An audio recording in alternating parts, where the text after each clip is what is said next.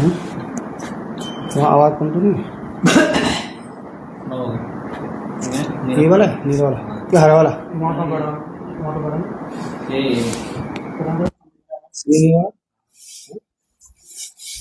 नीला वाला नीला तो है।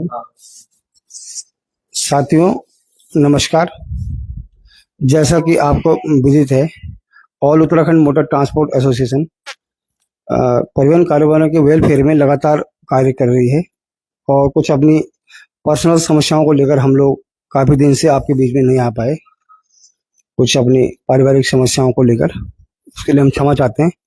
तो साथियों, आपने कुछ समय पूर्व ऋषिकेश में हमने एक धरना दिया था। उस दौरान हमें काफ़ी लोग वहाँ पे आए और उन्होंने बताया अपनी समस्याएं कि भाई टैक्स का जो है पेनाल्टी चल रही है। तो ऐसे ही एक केस आया, हमारे चाचा जी हैं सीमांत गांव समन सिंह, चाचा जी का नाम है समन सिंह धनाई, और चाचा जी गुत्तू गांव से जो है, जो टिहरी जिले का अंतिम गांव, हम नहीं मानते उसे, लेकिन अंतिम गांव समझो तुम, वहां से चाचा जी आए, हमारे पास आए। तो चाचा जी का जो वाहन था, वो वाहन 2008 में जो है दुर्घटनाग्रस्त हो गया और झील में डूबने के कारण उसका कबाड़ा, चेसी नंबर वगैरह वहीं रह गया। किसी की डेथ हुई थी चाचा जी, उस गाड़ी में डेथ हुई थी, डेथ कोई गाड़ी में डेथ हुई थी ड्राइवर की, उस गाड़ी में।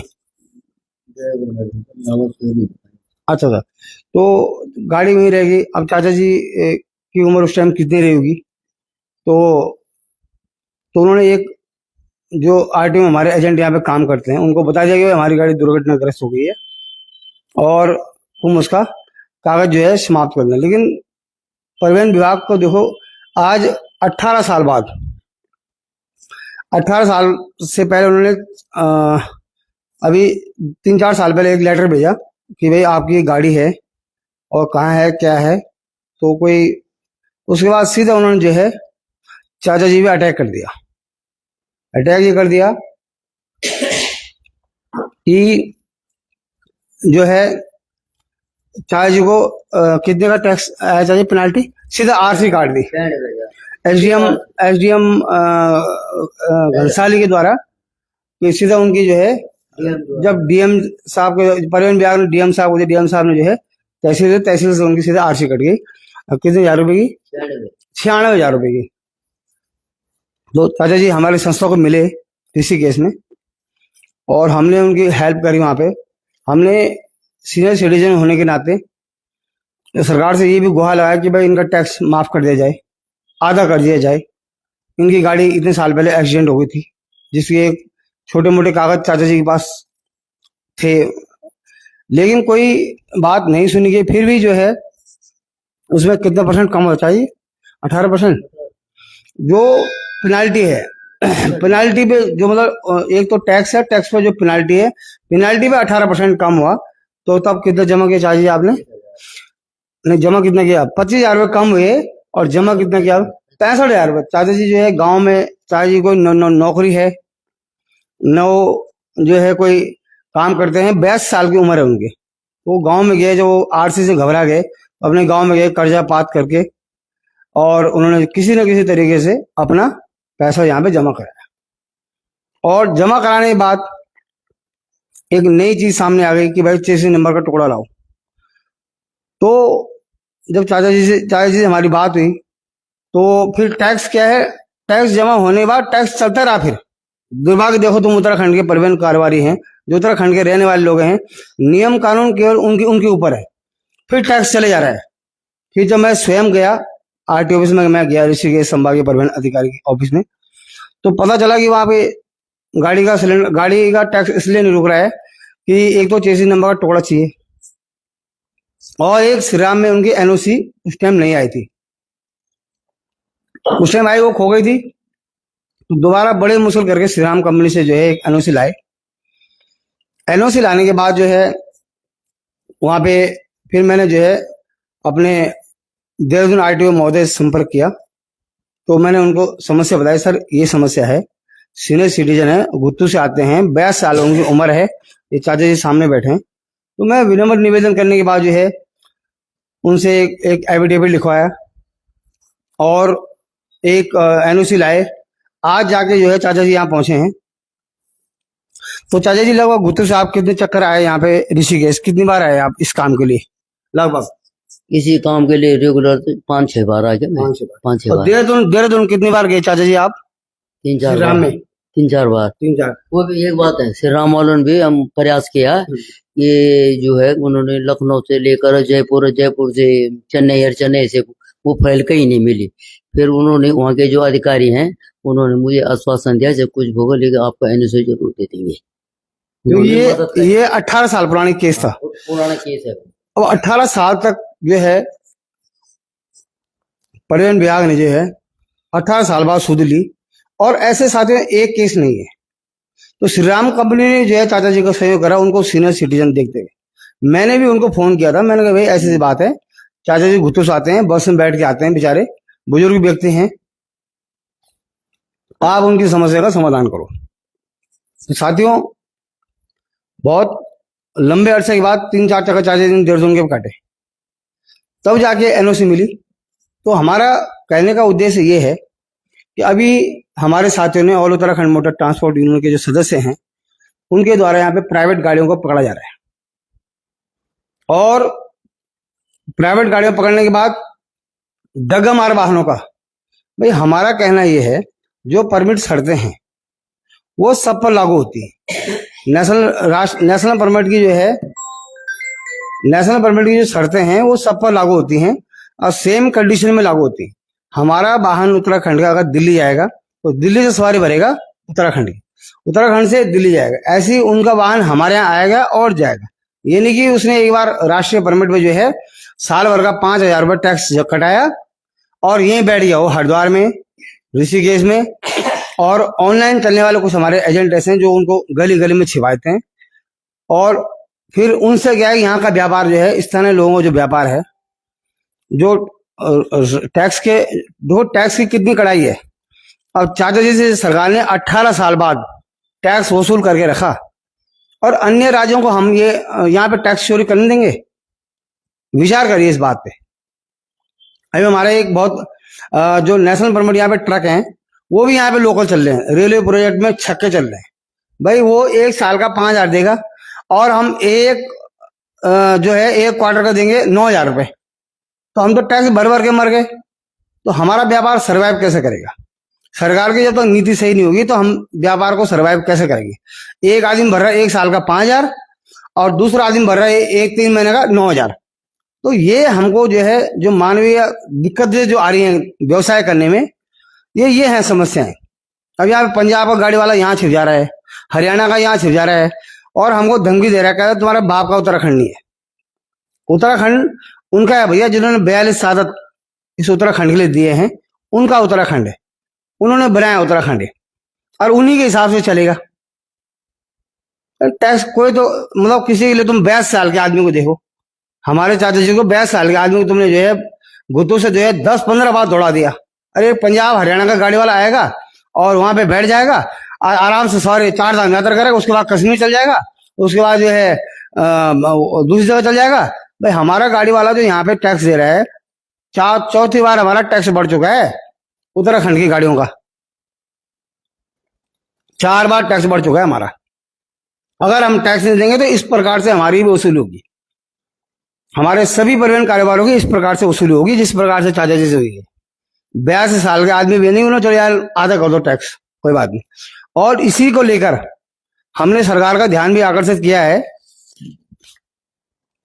इसको लेकर हमने जो है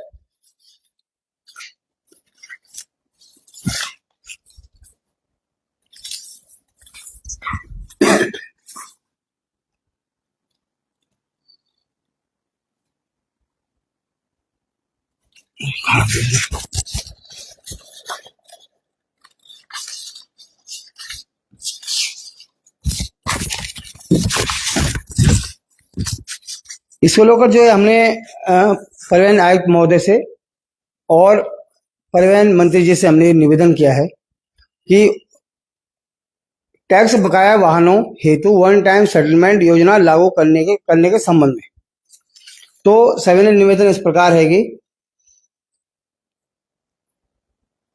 एक सरकार को जितने भी बकाया टैक्स बकाया का मामला है, तो सरकार को इसमें एक सेटलमेंट योजना निकालनी चाहिए जितने भी एक केस है, और जिस जिस संभागीय परिवहन अधिकारी के अधीन है।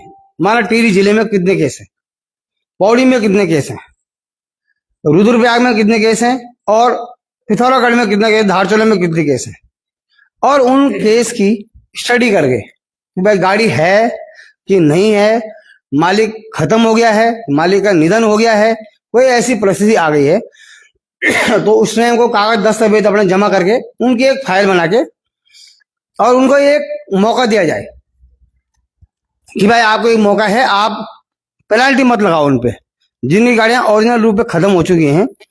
जैसे हमारे चाची की गाड़ी खत्म हो गई, उनको 60-70 हजार भर गए और 20,000 उनका वैसे खर्चा हो गया, 1 लाख रुपए खर्चा हो गया उनका।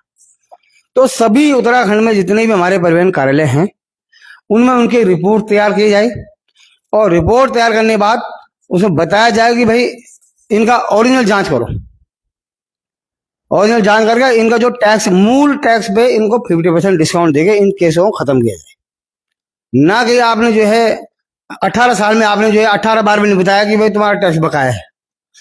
18 साल में 18 बार नहीं बताया आपने, एक बार भी सीधा आरसी काट दी। आरसी काट दिया।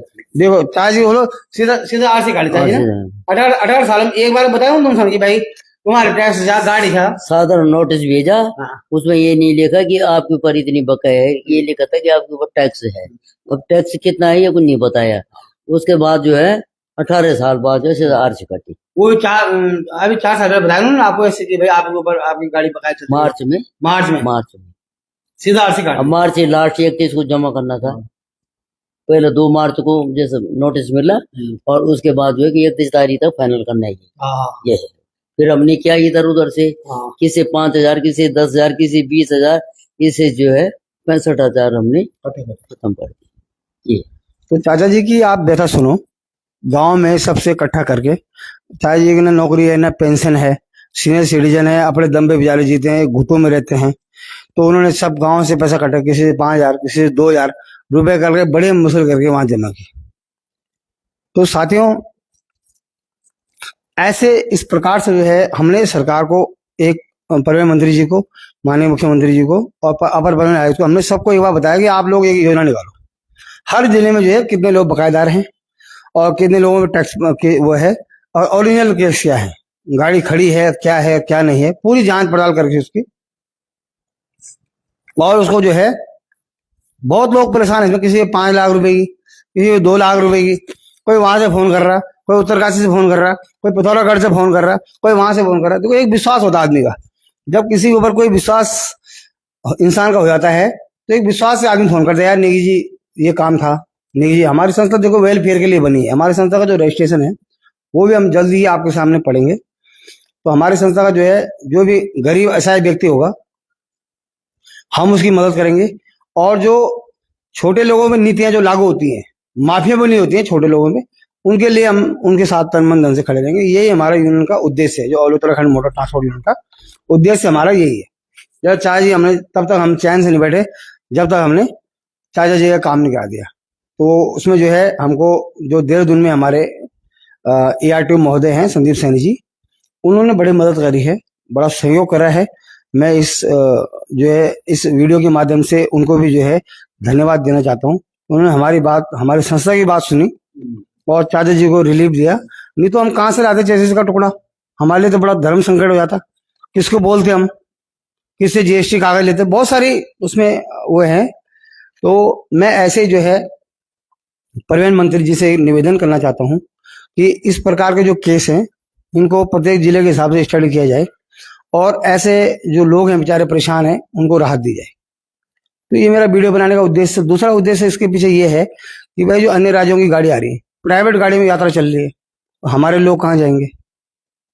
और जो है अन्य राज्यों की गाड़ियां यहीं पे जो है, जो राष्ट्रीय परमिट गाड़ियां हैं, जो नेशनल परमिट गाड़ियां हैं, वो यहीं पे लोकल कर रही हैं। बस यही सवारी हमारे उत्तराखंड में, भैया हमारे उत्तराखंड में अगर सवारी बननी है तो उसको लोकल टैक्स कटाओ ना आप, उसको लोकल टैक्स कटाइए आप। और अभी हम इसकी भी जांच पड़ताल कर रहे हैं कि जो केयर ऑफ एड्रेस में यहाँ पे रजिस्टर्ड है गाड़ियां, 2 जगह बहुत ज्यादा केयर ऑफ एड्रेस पे रजिस्टर्ड है गाड़ियां, एक ऋषिकेश और एक हरिद्वार।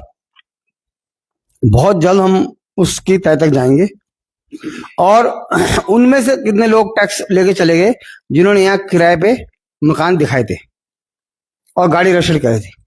अब किराएदार तो भाग गया, तो परिवहन विभाग टैक्स किससे वसूल करेगा? टैक्स किससे वसूल करेगा परिवहन विभाग? तो ये बहुत बड़ा विशाल है, ये बहुत बड़ा विषय है और बहुत बड़ा सवाल है। जो हमारे राज्य में यहाँ पे जो है केयर ऑफ एड्रेस में यहाँ गाड़ियां पास कराई और एक एड्रेस पे 100 200 गाड़ियां पास कर रखी हैं, 300 गाड़ियां पास कर रखी हैं हरिद्वार और ऋषिकेश में। तो अगर वो टैक्स चोरी करके भागते हैं तो उसकी टैक्स की पेनाल्टी किसके ऊपर होगी? ये तो चाचा जी यहाँ के मूल निवासी हैं, इनका घर है गुत्तू में, अपने घर छोड़ के जा सकते, लेकिन जो चले गए उनकी टैक्स वसूली कौन करेगा? उसकी जिम्मेदारी कौन लेगा? परिवहन विभाग उत्तराखंड लेगा या सरकार लेगी या कौन लेगा? इसलिए हमने सरकार से ये भी निवेदन किया कि भाई आप केयर ऑफ एड्रेस में कोई गाड़ी यहाँ पे एड्रेस नहीं कराओगे जब तक उसकी पूरी जांच पड़ताल नहीं हुई और एफिडेविट लिख के देगा, एड्रेस देगा अपना मूल एड्रेस यहाँ का, तब तक उसकी गाड़ी जो है केयर ऑफ एड्रेस। टैक्स चोरी का मामला है जो उत्तराखंड के परिवहन कारोबारी से इस तरीके से वसूली हो रही है। तो जो है अन्य राज्यों की गाड़ी वालों को यहाँ पे कोई टैक्स चोरी करने का कोई अधिकार छोड़ दिया सरकार ने, अधिकार दे दिया परिवहन विभाग ने। एक 80-82 साल के आदमी को आपने 1 रुपये में नहीं छोड़ा, तो यार अन्य राज्यों की गाड़ी वाले आएंगे यहाँ पे अपनी सवारी भरेंगे, पूरा सीजन खराब करेंगे। जो लोग यहाँ से यात्रा के लिए बैठे हुए हैं और वो लोग अपना काम करके दूसरे राज्य में चले जाएंगे, यहाँ के तो यहाँ का बेचारा आदमी या तो यहाँ का कार्यकर्ता जो यहाँ का जो गाड़ी वाला है वो तो ठगा रह जाएगा बेचारा। और उत्तराखंड में ये नीति बनी है कि भाई 4 बार टैक्स बढ़ेगा, 4थी बार हमारा टैक्स बढ़ चुका है। एक नीति 2023 में ये बनी है कि एक आरटीओ इतने चालान करेगा, तो लोकल गाड़ी वाले तो कहीं बक्से नहीं जाते बेचारे, कोई बच गया महीने में तो कोई बहुत बड़ी बात है, उसका हर महीने 2-3 चालान है ही है। तो चालान भी हमारे ऊपर, टैक्स वसूली भी हमारे ऊपर, सब कुछ हमारे ऊपर, टैक्स बढ़ाई भी हमारे ऊपर। और अन्य राज्यों के वाहन खाली फ्री छूट ये नहीं चलेगा।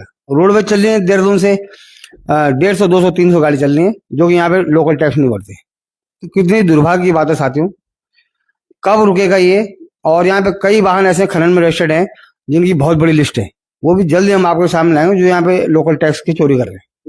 एक और है साहब, आजकल जैसे गर्मियों का सीजन है, गाड़ियों की मतलब कमी है समझो, तो कमांडर वाले क्या कर रहे हैं 8+1 वो 12 13 आज मैं स्वयं कमांडर में गया नटराज चौक से।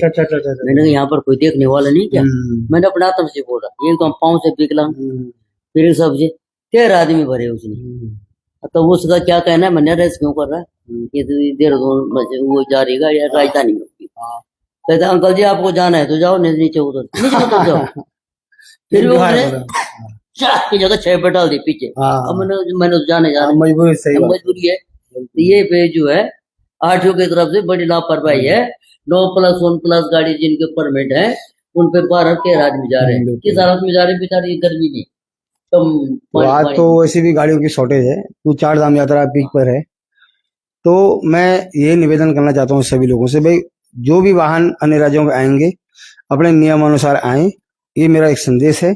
अन्यथा जो है पकड़े जाएंगे। तो जो भी वो फेसबुक पे लिख रहे हैं, सोशल मीडिया पे लिख रहे हैं, अपना पक्ष रखे हों। अगर उन्हें लग रहा है कि भाई उत्तराखंड के परिवहन कारोबारी भाई गलत कदम उठा रहे हैं, तो वो पुलिस का सहयोग लें, कानून का सहयोग लें, पुलिस रिपोर्ट करें और अपनी प्राथमिकता दर्ज कराएं भाई हमारी समस्या ये है। लेकिन अन्य राज्यों के वाहनों को जब यहाँ पे इतनी चाचा से वसूली हो चुकी है, 82 साल के आदमी को छोड़ा नहीं, तो अन्य राज्यों के हम टैक्स चोरी बिल्कुल होने नहीं देंगे। हमारी संस्था लगातार इसमें जो काम करेगी और लगातार संघर्ष करेगी सड़कों पे। अभी बहुत सारी चीजें आने बाकी हैं जो टैक्स को लेकर है, सिर्फ टैक्स को लेकर, कौन कहां से कितना टैक्स चोरी कर रहा है उत्तराखंड के अंदर, और परिवहन जो अधिकारी हैं उनका क्या रोल है, वो क्या कर रहे हैं, ये बहुत बड़ा सवाल रहेगा हमारा। जल्दी हम आपके बीच में कोई ऐसे केस लेके आएंगे, इंश्योरेंस को लेकर, फिटनेस को लेकर, कानून बनाने को लेकर, बहुत सारी चीजें हम जो वेलफेयर को लेकर हैं, जो गाड़ी वालों के सुगत उसके लिए हैं, वो विषय हम आपके सामने लेके आएंगे। किस प्रकार से गाड़ी वालों का उत्पीड़न किया जा रहा है, किस प्रकार से उसका जो है शोषण किया जा रहा है, किस प्रकार से उससे वसूली की जा रही है, किस प्रकार से उसका जो है रोजगार करने के लिए, उसको बेरोजगार करने के लिए उसको मजबूर किया जा रहा है। तो साथियों, जब तक हमें सरकार सहयोग नहीं करेगी जब तक हमें सरकार हमारे परिवहन कारोबारियों को सहयोग नहीं करेगी तब तक हमारा व्यवसाय करना बहुत मुश्किल है। और इतनी गंभीर विषय ये है कि चेकिंग व्यवस्था कितनी बढ़ गई है और उसके बावजूद भी एक भी गाड़ी, प्राइवेट गाड़ी जो है कोई कहीं सीज नहीं हुई है। एक भी प्राइवेट गाड़ी चार धाम यात्रा में कहीं सीज नहीं हुई है और एक भी किसी पुलिस ने या टीआई ने, ट्रैफिक ने वो डंपर वालों को पकड़े धबाधब करके, बस एक भी गाड़ी किसी ने जो है अब तक वो नहीं की। तो ये बहुत गंभीर विषय है, ये बहुत गंभीर सवाल है। इन सवालों को आगे आपके सामने रखा जाएगा। तो साथियों आज के लिए इतना काफी है। और चाचा जी भी गुत्तू से आए हैं और कल सुबह जो है गुत्तू की बस में बैठेंगे और गुत्तू जाएंगे और कल चाचा जी का काम जो है हो जाएगा। मैं जो है सभी दर्शकों को जो है धन्यवाद करता हूँ जो भी हमसे जुड़े हैं और चाचा जी का पूरा सहयोग हमारी संस्था ने किया है और जल्दी हम जो है चाचा जी एक बार गुत्तू भी जाएंगे हम चाचा जी गाँव में एक बार। तो साथियों नमस्कार, जय श्री राम। ठीक है चाचा जी, और बोलना आपको? धन्यवाद। ना वही बतो बोल तो कुछ और तो गाड़ी के विषय में। हाँ चलो, अब ये विषय से ये है कि विषय सही है और आप सही विषय हाँ हाँ तो गलत ना थोड़ी। बिल्कुल बिल्कुल सही बात है। आदमी आगे नहीं ताकि कभी भविष्य में कोई दिक्कत ना आए कि आदमी सही को गलत करे, गलत को सही करे, है कि नहीं। टैक्स जब हम टैक्स दे सकते हैं तो अन्य राज्यों के वाहन वाला हमारा टैक्स बैक हो जाता, ज्यादा बढ़ जाता है तो उनको ऐसा सख्त नोटिस देते ना। आरसी गाड़ी से था ना हाँ नोटिस देते। हाँ नोटिस देते हाँ इतना हो गया बिल्कुल बिल्कुल आप तुरंत हर साल नोट बरकार होएगा नहीं, 7 साल का दे देते। इनको साल भर को मतलब कहने का तात्पर्य हमारे ये है कि आपको साल भर में नोटिस करना चाहिए। यानी कि आप 18 साल में नोटिस कर रहे हैं, बताओ आरसी कार्ड देने 18 साल में रजिस्टर्ड नोटिस एक नहीं हाँ एक भी रजिस्टर्ड नोटिस नहीं दिया आपको साल भर के देना चाहिए, नहीं देना चाहिए ताकि आप समय रहते हैं उसका कुछ निस्तारण करते, कहीं हाथ पैर जोड़ते, कहीं जाते, कहीं कुछ ना कुछ करते हैं। अब आज 18 साल बाद जब आप 22 साल के हो चुके हो तो ये 18 साल पहले केस है, उस टाइम आप कितने साल के रहे होंगे? 70-72 के हाँ 70 के नहीं आप 65 के, तो 65 साल के आज 22 सालों जो है वो झेलना पड़ रहा है आपको। कितनी दुख की बात है। तो हमारा सरकार से ये निवेदन है कि भाई साल भर को जो भी टैक्स पेनाल्टी है, बकाया है, कोई भी ऐसी परिवहन संबंधी वो है तो उसको साल भर में आप उसको क्लियर करिए। भाई इतने कर्मचारी बिठा के आपने काहे के नहीं। अब तो पहले तो एक आरटीओ बस होता था, ऋषिकेश, एक पौड़ी, एक दर्द। आज हर जिले में आरटीओ बस है और तब भी ये स्थिति है, बताओ। हर जिले में परिवहन कार्यालय, हर जिले में परिवहन के जो है कर्मचारी हैं, हर जिले में जो है वो है, तो आपने कार्रवाई करी क्यों नहीं अब तक? हमारे हाँ तो चलो हम इस बात को हाँ तो ये स्थिति है। तो चलो साथियों आज आपके सामने जो है ये बात हमने रखी है और निश्चित तौर पर आप लोग जो है इस बात को लेकर समाज में जो है इसका वो करेंगे और आगे भी हम कई बातों को लेकर, कई विषयों को लेकर आपके बीच में आएंगे। धन्यवाद, जय श्री राम।